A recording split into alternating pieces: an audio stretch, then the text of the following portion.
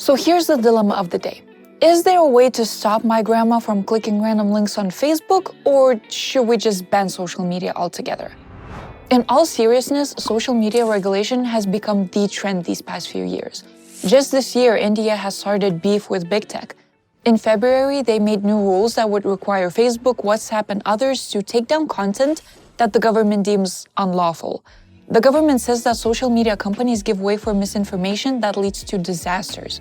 They're considering treating social media companies as publishers and holding them accountable for the content that they hold. But critics say that this is just another way for the government to gain more power, because there are a million ways that the people in power can interpret unlawful content.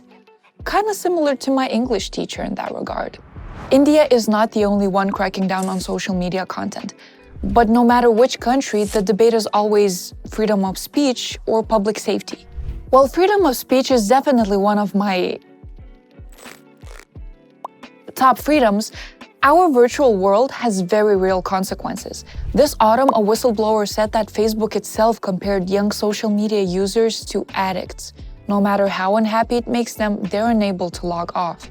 She emphasized that it definitely prioritizes reactiveness over public safety. Security experts state that the US Capitol riot was also fomented in large part on social media. All over the world, it is said to have contributed to mental health problems, religious or ethnic violence, misinformation, and countless other problems. And yet social media regulations are used in countries to restrict freedom.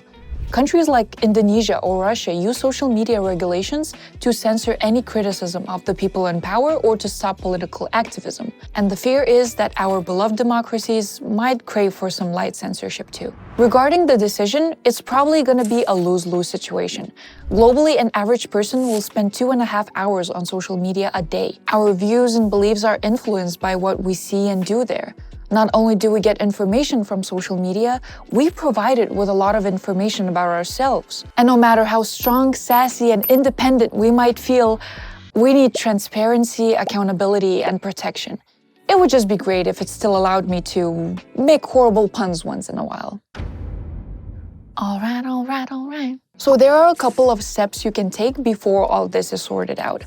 If you feel addiction knocking on your door, there are always apps that allow you to track and limit social media usage.